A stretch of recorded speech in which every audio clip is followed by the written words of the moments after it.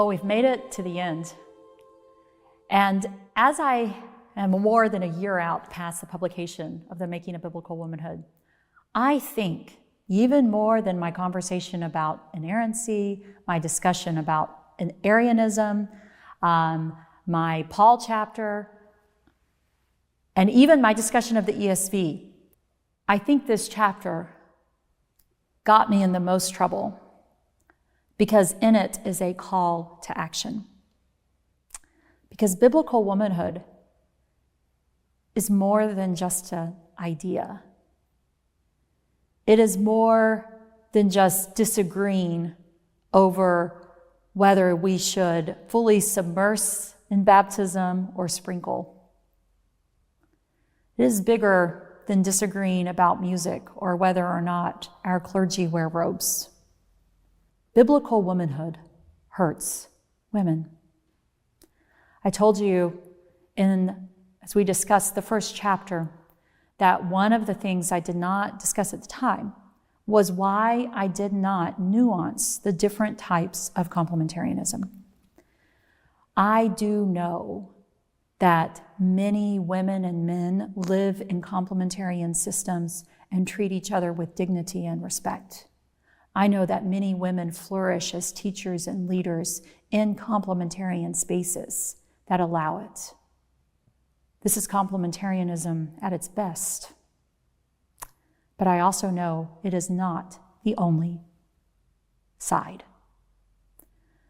So in this last chapter, for my discussion of it, I want to start with something. I want to talk about something I left out of my Paul chapter. And it is why the making of biblical womanhood matters. Complementarianism is not just about relationships between women and men. It is part of a system that oppresses women. In the 2nd century AD, the pregnant wife of a prosperous Greek politician died from a vicious assault. Her name was Regula, and she was born into an affluent Roman family in 125 AD. She married the Greek politician Herodes Atticus, also from an affluent family, around 140, when she was 15. And 20 years later, when she was 8 months pregnant with their 6th child, she died from a brutal beating, which included a fatal kick to her stomach. Everyone knew who killed her.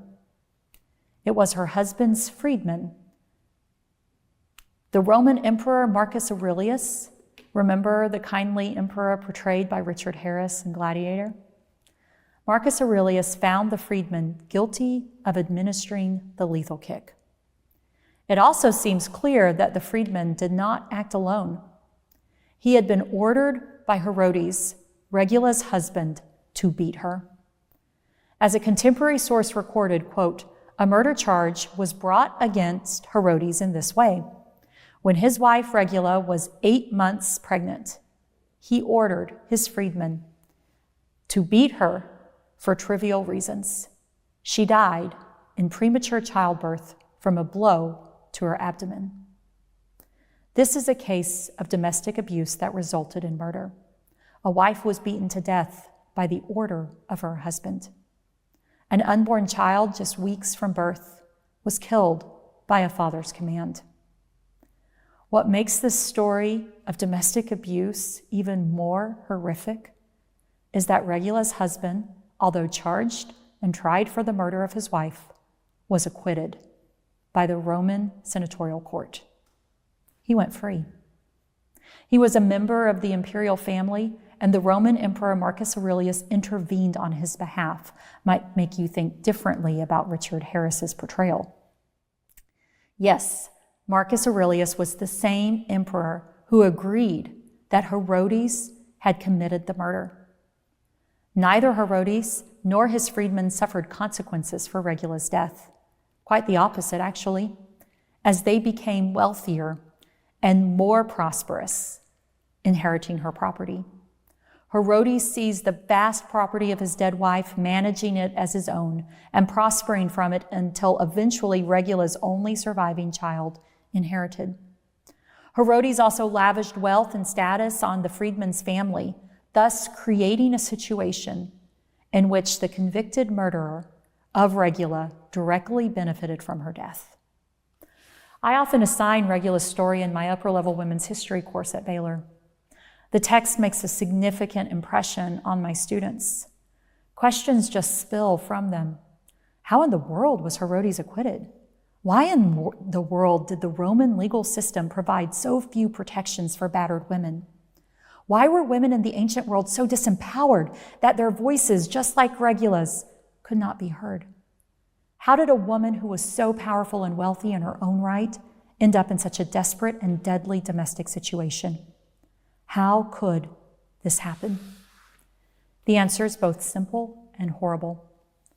The ancient Roman world taught that women belonged under male authority. Regula belonged to her husband. Her unborn child belonged to her husband. According to Roman law, he had the legal authority of life and death over everyone in his household. And so he was acquitted for the murder of his pregnant wife. This is patriarchy at its ugliest. Roman legal theory evolved from the Greek world, assumed the weakness and light-mindedness of the female sex. Roman law used physical characteristics to separate men from women, relegating non-male bodies to a limited and inferior status. Ideas characterizing women as less than men translated into the legal treatment of women as less than men.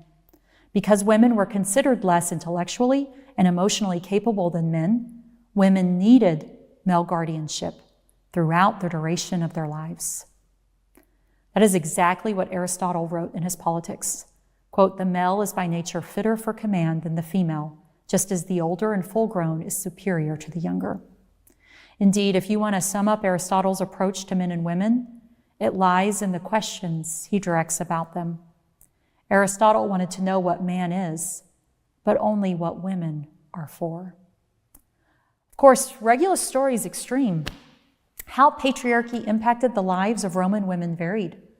Some women had good husbands with happy marriages and control over their finances and family. Some women gained freedom from male guardianship through legal loopholes, becoming powerful property owners in their own right. And some women, like Regula, lived with brutal husbands and died terrible deaths. Because Roman patriarchy was built on the idea of hierarchy between the sexes, the subordination of one sex to the other, the potential for violence and abuse existed alongside the potential for comfort and happiness. How women experienced patriarchy was less about the choices they made and more about the circumstances in which they lived. A woman could be lucky. Her husband could love and treat her well, and she could benefit from the respect Romans afforded her position as a matron. Other women were not so lucky. For Regula, despite her considerable economic and social resources, her husband ultimately proved the most powerful force in her life. I find that Christians today just don't get how precarious patriarchy is for women. The social system of patriarchy was a constant in the Roman Empire, affecting the life of each and every woman. For some of these women, the idea that they ranked less than men cost little, just the backdrop to their everyday routines, even making life more comfortable for them and their children. For other Roman women, the logical outcome of ideas that taught they were permanently subordinate to men cost them much more, sometimes as much as their lives. Let's think about this in the context of our modern churches. As I emphasize in the Making a Biblical Womanhood, complementarianism subordinates women. For some women, their lives are fine. This affects them little. Their children grow up happy with loving parents who care for them. For other women, they aren't so lucky. Just last week, as we are recording this, the Houston Chronicle took away the paywall from the articles that they have written on the sexual abuse in the Southern Baptist Convention. Hundreds and hundreds of women who, like Regula, got the worst that Christian patriarchy had to offer. When women come to me and say, my life's not so bad, patriarchy doesn't affect me, it's a beautiful vision, I say, I'm so glad for you. I am very happy that that is your experience. But as Christians, shouldn't we judge a theology not only on the best outcome, but also on the worst? Where does your theology lead? A theology that teaches that women are eternally subordinated under men simply because of their sex, and there is nothing women can do to overcome that subordination. This theology teaches that women are in some way less than men. And this idea matters. So now that you've journeyed to the end of the book, you may not agree with me. You may be uncomfortable with many of the things that you found. You may be wanting to learn more. Or you may suddenly think how much your life and upbringing makes sense now. However you ended the journey, I still want to thank you for having read it. What I hope you take away is that theology that teaches women are subordinate to men is bigger than simply a minor theological disagreement. It matters in the lives of women. And however you decide, I hope you never forget that.